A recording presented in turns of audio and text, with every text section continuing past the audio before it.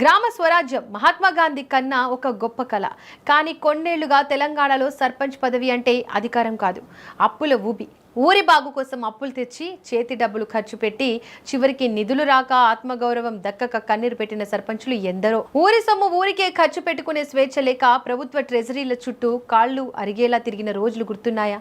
ఆ పెత్తనానికి, ఆ కష్టాలకు చరమగీతం పాడుతూ తెలంగాణ ముఖ్యమంత్రి రేవంత్ రెడ్డి ఓ చారిత్రాత్మక నిర్ణయంతో గ్రామీణ ప్రాంతాలకు శుభవార్త చెప్పారు. ఇకపై సర్పంచులపై ప్రభుత్వాల పెత్తనం నడవదు. పల్లెలకు అసలైన ఆర్థిక స్వతంత్రం దక్కబోతోంది. పల్లెల వికాసమే లక్ష్యంగా అడుగులు వేస్తున్న కాంగ్రెస్ ప్రభుత్వం పంచాయతీలకు పూర్తి స్థాయి ఆర్థిక స్వతంత్రం కల్పించే దిశగా సంచలన అడుగు వేసింది.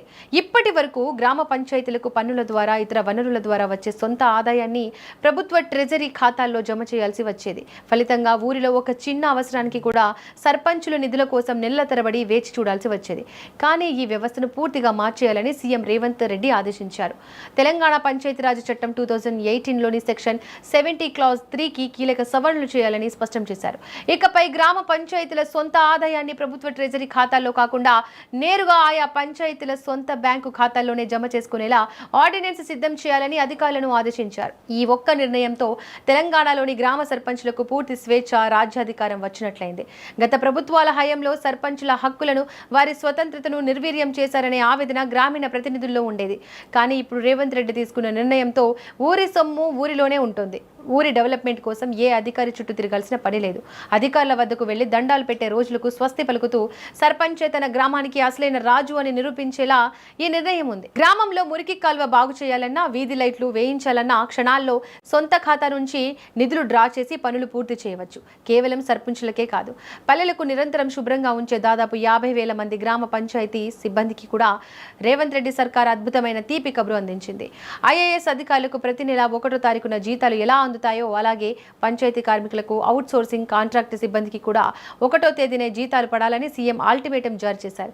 ఇందుకోసం ప్రభుత్వం నుంచి ప్రతి నెల 50 కోట్లను ప్రత్యేకంగా మంజూరు చేస్తున్నట్లు ప్రకటించారు. జీతాలు ఒక్క రోజు లేట్ అయినా సహించేది లేదని అధికారులను హెచ్చరించడం రేవంత్ రెడ్డికి పేద కార్మికులపై ఉన్న ప్రేమాభిమానాలకు నిదర్శనం. దీంతో పాటు చేయూత పెన్షన్లను సైతం పోస్టాఫీసుల లొసుగులు లేకుండా నేరుగా లబ్ధిదారుల బ్యాంక్ అకౌంట్లోనే వేయాలని నిర్ణయించారు. అధికార వికేంద్రీకరణ అంటే మాటలు కాదు, నిధులను, అధికారాలను నేరుగా ప్రజాప్రతినిధుల చేతుల్లో పెట్టడం. ఆ పనిని రేవంత్ రెడ్డి ప్రభుత్వం చేసి చూపించింది. సర్పంచుల ఆత్మగౌరవాన్ని కాపాడుతూ వారి చేతులకు ఆర్థిక బలాన్ని అందిస్తూ తీసుకున్న ఈ నిర్ణయం తెలంగాణ పల్లెల రూపురేఖలను మార్చేయబోతోంది. ఇకపై మన పల్లెలు అప్పుల పాలవ్వవు, అభివృద్ధి పథంలో దూసుకుపోతాయి. సర్పంచులకు పూర్తి స్వేచ్ఛను ఇచ్చిన ముఖ్యమంత్రి రేవంత్ రెడ్డి గారి చారిత్రాత్మక నిర్ణయంపై మీ అభిప్రాయాన్ని కింద కామెంట్ బాక్స్లో తెలియజేయండి. కార్మికులలో 4 కేటగిరీల కింద ఈరోజు మనం కార్మికులను విభజించడం జరిగింది. Unskilled, semi skilled, skilled, highly skilled. అంటే కార్మికులలో 4 రకాల విభాగాలుగా విభజించడం జరిగింది. ఆ 4 రకాల విభాగాలలో కనీస వేతనాలు ఏ విధంగా అమలు చేయాలి, కనీస వేతనాలను అమలు చేయడం ద్వారా ఈ కార్మికులకు ఏ రకంగా ప్రయోజనం చేకూరుతుందో చాలా వివరంగా మేము విశ్లేషించి వాటి మీద నిర్ణయం తీసుకోవడం జరిగింది. అదేవిధంగా గతంలో అర్బన్ అండ్ రూరల్ 2 జోన్లు ఉండేది. కానీ ఈసారి 3 జోన్లుగా జోన్లను కూడా విభజించినాం. ఆ జోన్లు కూడా జోన్ 1 అంటే మున్సిపల్ కార్పొరేషన్స్, ఏ ఏరియాల కార్పొరేషన్స్ మున్సిపాలిటీస్ ఉన్నాయో అవి జోన్ 1 కింద తీసుకున్నాం. జోన్ 2 కింద మున్సిపాలిటీలను తీసుకున్నాం. జోన్ 3 కింద గ్రామీణ ప్రాంతాలు, ఇతర ప్రాంతాలలో పెట్టే పరిశ్రమలు. అంటే ఒక పరిశ్రమ మున్సిపల్ కార్పొరేషన్ పరిధిలో ఉంటే అక్కడ వేతనాలు కార్మికులకు ఎక్కువ ఇవ్వాల్సిన అవసరం ఉంది. ఎందుకంటే అక్కడ ఇంటి రెంట్ కానీ, నిత్యావసర వస్తువులు కానీ, ద్రవ్యోల్బణం కానీ వీటి ప్రభావం ఎక్కువగా ఉంటుంది. అదేవిధంగా మున్సిపాలిటీలో ఉన్నప్పుడు వాటికంటే కొంచెం తక్కువగా, గ్రామీణ ప్రాంతాల్లో ఉన్నప్పుడు ఇంకొంచెం తక్కువగా 3 రకాల జోన్లలో 4 రకాల కేటగిరీ కార్మికులను విభజించి స్పష్టంగా ఈరోజు ప్రభుత్వం నిర్ణయం తీసుకోవడం జరిగింది.